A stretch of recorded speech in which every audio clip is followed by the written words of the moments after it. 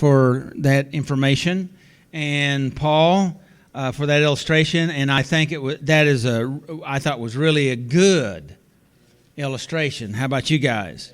And hopefully I didn't mess you up when I added that other part in there about, we need to. Sometimes we get stuck in the negative side of things, and that's basically what he was talking about, is getting stuck in the negative, because there's a part of us that it kind of feels good to beat up on ourselves in a sick way, right? But how does that work out for us? Is that healthy? No, it's not healthy. And that's the reason why, because beating up on ourselves and being angry at ourselves actually closes us down. Okay? It hardens our heart. Okay? Because that's beating up on ourselves is a form of a defense mechanism. Does that make sense? And gratefulness is opening up our heart. Okay, being grateful opens us up, and Dr. Fred Luskin says that when we engage in gratefulness and our heart is open and we're connected, we're actually better spiritually connected. That's a time that really, when we are positioned to be able to forgive. In fact, we're enabled or empowered to forgive when we operate in gratefulness. How's that? All right? So, and I just thought that was really good. And so when we come around to those places, we need to practice. Yes, that's what I did, but that's not who I am, okay? Right? That's what I did. That's reality, but that's not who I am. I am forgiven. Shouldn't we practice that? Now, that's what I had to do to accept my salvation. Yes. Well, if I wasn't saved then, by His grace, if I confess my sins, I'm faithful and just to be forgiven of my sins and cleansed of all unrighteousness, then I'm in right relationship with Him. So if I wasn't then, I am now, and now I'm right. And that helped me to make that mental, emotional adjustment. And thank God, now I'm right. Woohoo! I can be right for, a few seconds until my mind clicks off again, and then I have to go through the process again. And the more I do it, then the longer I'm able to go, woohoo! All right? How you like that, Debbie? So this is Saturday Night Live. This is about recovery. This is about life recovery. This is about whatever's going on in your life. We're dealing with life stuff.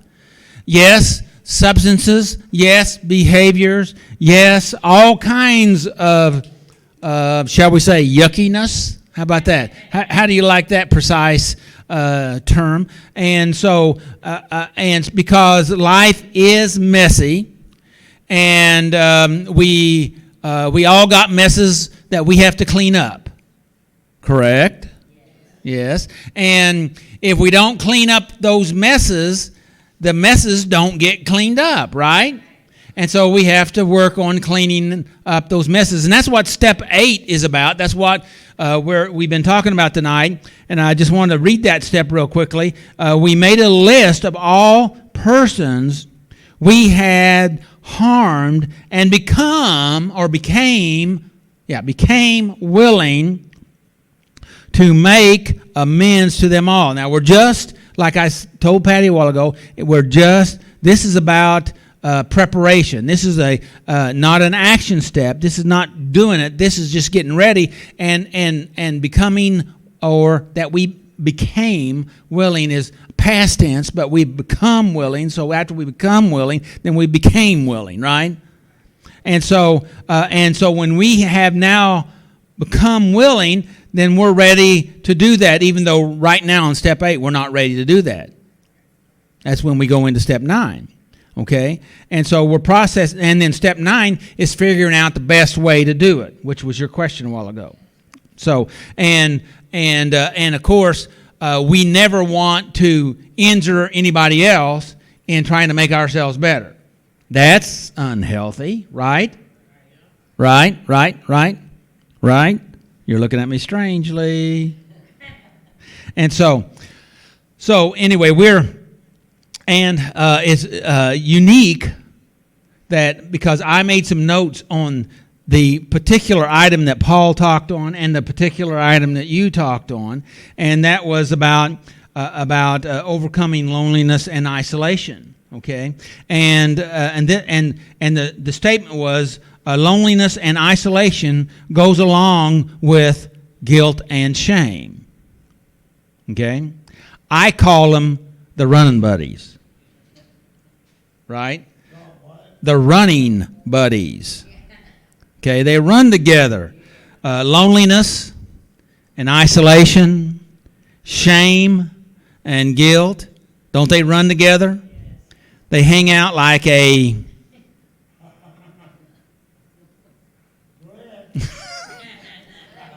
group. How about that one? And in what category would this group fall into? Healthy or unhealthy? Unhealthy. And we recognize that. Nobody in here would be a running buddy of this group, but you know somebody that's a running buddy of this group, right? Yeah. And we pray for those folks, right? Because they need prayer, right? Yes. Amen. And so here we are. These running buddies help us to feel a certain way about ourselves. Correct? Who we are and what we've done. They're just always chattering at us, these running buddies. You know what I'm talking about? Anybody, of course, you personally didn't experience this, but you know somebody that they've told you that they have this incessant chatter going on in their head about this, and they're just all the time. And I wasn't going to talk about this at this time, but I'm going to go ahead and slip this in right now. Is that all right? A little energetic exercise, and we're not talking about physical. We're talking about internal spiritual exercise. Anybody interested? And so here we are, and we touched on it when Paul did his illustration, and I talked about when you saw the place that's been cleaned up or forgiven, that we choose to be grateful instead of angry or mad or shameful or guilty, which is just exactly what we're talking about. And so how many of you, if you wouldn't mind participating with me here, could you think of something that you really, really liked, appreciate, loved, that made you feel good? Can you think of something? Can you think about that? Do you have a picture of that in your mind? And how does that make you feel right now? Good. All right. Now, can you think of something, now this may be really hard for you, but could you think of something that just really aggravates you, that just makes you mad, that just stirs you up, and I know you may have to dig down real deep to find something like that, but and can you get a picture of that, and does that have a feeling? Do you have a feeling there? Okay. All right. Now go back to the first one, the good picture, where you had a picture of something that you loved, appreciate, and that you that was pleasant to you. Could you go back to that picture? Would you go back to that picture? Will you do that? Can you do that? Can you feel that? Can you invoke that feeling? Okay. Yes. Yeah, yes. That's the reason why I'm trying to drag everybody back into the positive feeling. And Yeah. Yeah, clouds are nice. Yes. And the flowers, the rainbows and the butterflies, but you notice when you have the pleasant feeling that your heart is more open and it's lighter in your chest. Yes. All right. Now what we do now. This was an illustration to help you to understand the shift of emotional energy that we do, and we do it so very unconsciously. All right? Did you notice what we've done so far? Can I go on to the next step? It's all right? And so here we are. You want to be open, you want to be loving, you want to be forgiving, okay? You want to operate in grace. Isn't that the desired target? Yes. Hello? Yes. Okay. Yes. Some of you are saying, and the rest of you, yeah. Okay. And so, and let me ask you another question. Operating in this grace and this love and this mercy, how does that affect your life long term? Positively or negatively? Would everybody say positive? Raise your hand. Okay. How does that anger and resentment and bitterness affect your life? Positively or negatively? Would everybody say negatively? Okay. All right. Deuteronomy 30:19. Choose you this day whom you're going to serve. Right? Are we going to choose life or are we going to choose death? Right? Does that make sense? Okay. So which pattern do you want to follow? Okay. All right. We'll use some information right out of the step guide. It says what crop. This is one of the questions, if I remember correctly, but it wasn't in that particular part. It was in another one. It said what crop. In other words, you plant seeds, you plant a field, and it produces a crop. Right. Right. You sow and you reap. Right. And we sow and reap in emotions too, feelings, okay? Because whatever you send out, guess what? It grows up and comes back to you, right? You plant one seed. When you plant one seed, how much fruit do you get back from one seed? A lot, right? It's not one for one. So my question is, what kind of seed do you want to plant? Good seeds or seeds that are unhealthy or bad seeds? Okay, so the question was, what crop did you sow while practicing your addiction? You don't have to answer that. Okay, and next question is, what crop do you want to sow now in your recovery? Okay, different ones, healthier ones, better ones, right? Okay, and so because whatever you sow, that's what you get. Now I'm on the diving board and I'm about ready to jump off. Right? Are you ready? This is the exercise that I've done all this manipulation up to this point right here. Hopefully you're prepared. It's not really that big a deal, but I wanted to get you there. I wanted to get most of us there, at least hopefully, so that you can benefit from this. So here we are. When we are grateful, our heart opens, correct? And that's what we felt a while ago. When we're angry, mad, our heart closes. And when it closes, we close out all the good things, right? I remember a lady I talked with many years ago. She was in California, and they were taking her they were locking her down, okay? And on the way in, all she saw, the clouds were dark and it was gloomy. She didn't. It was all in black and white in her mental memory, okay? But when she came out, after quite a long visit, how you like that terminology?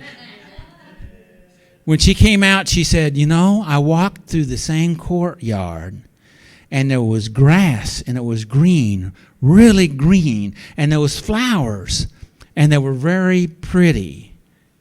And there was a sky, and it was blue, and it had clouds in it. There was color everywhere. Now, the chances of a lot of that being there on the way in was there, but she just didn't see it, right? Because she had closed down. Would you agree with that? Because she was, I won't use her terminology, but she was extremely angry. How about that? And so here we are.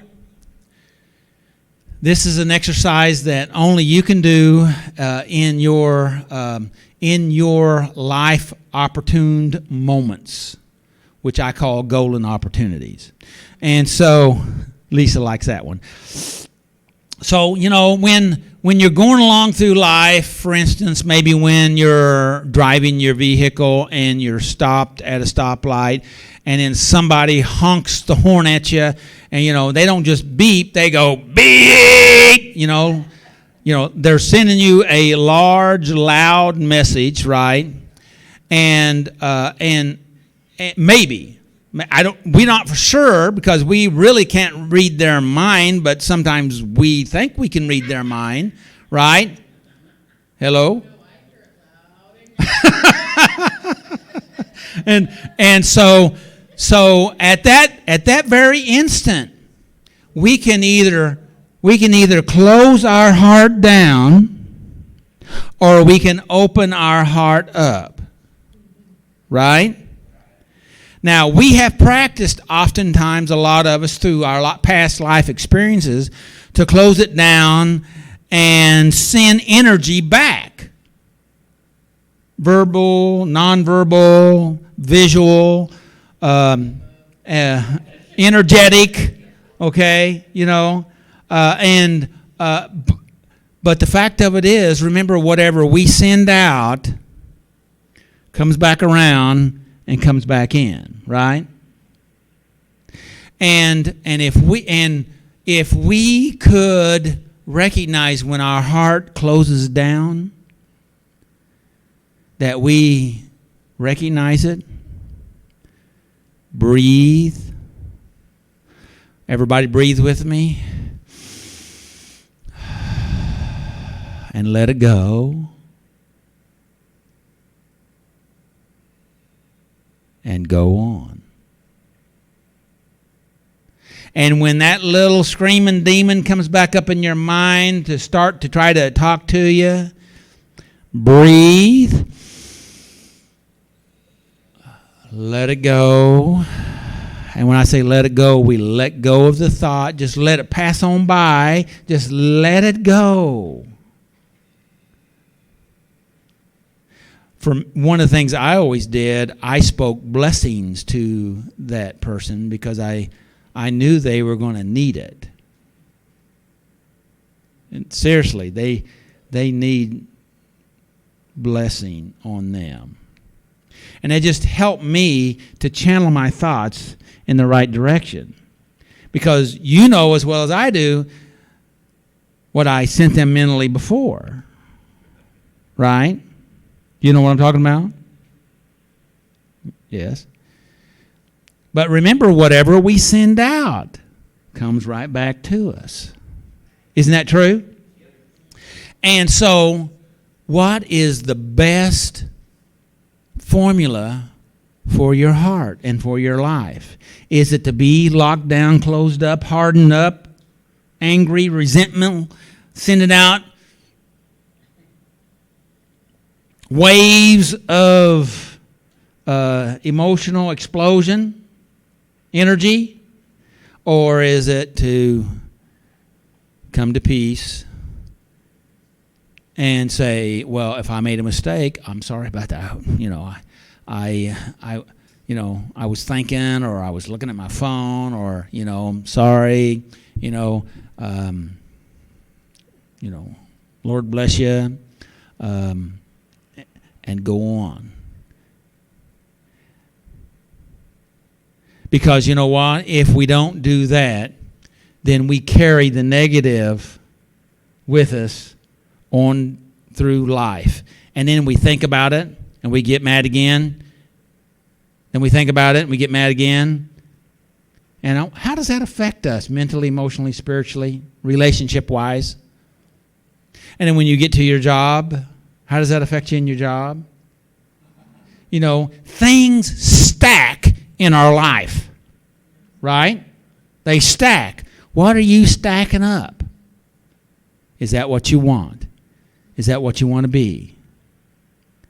Now, step 8 is all about altering our character. And it is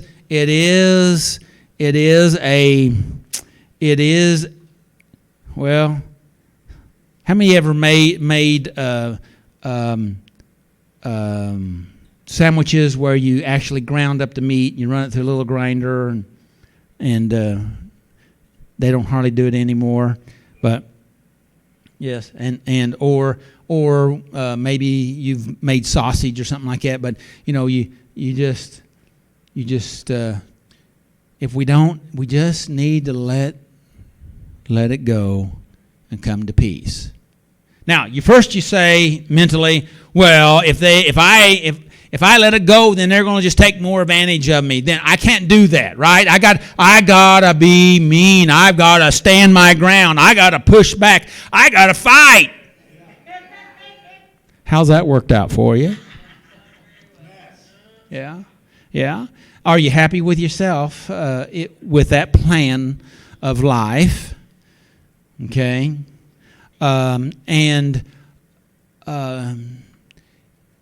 Maybe the plan of being open and using the power, not force, because you were operating in force, but have the power of an open spirit and operating in love has truly a greater effect than force. Lisa. I was just going to say, a perfect example of this in my life has been, for a long time, I jokingly, and I talk about it often, even at work, about the long time Doug used to call me efficient, passionate and efficient, and I used to wear that like a badge of honor because I thought, that was awesome, until I figured out he was very coyly calling me, hot-headed with short fuses. I had to think about that for a while. And so it took a minute for that to sink into me and to really understand that. And I remember one time we were at a leadership meeting, and when we got done, Doug said, I was very proud of you for being able to express yourself passionately and not engaging your anger. And that really kind of helped transition me into a whole different area. And now, through my job and where I'm at, because I'm able to communicate with passion and because I'm able to work in an efficient way and I'm able to teach others that I work with about how to live in that grace and to have that passion and to live in love, we now have a program that has, helped so many people in so many ways and is now, changing the face of what this treatment looks like on a national level. Awesome. Because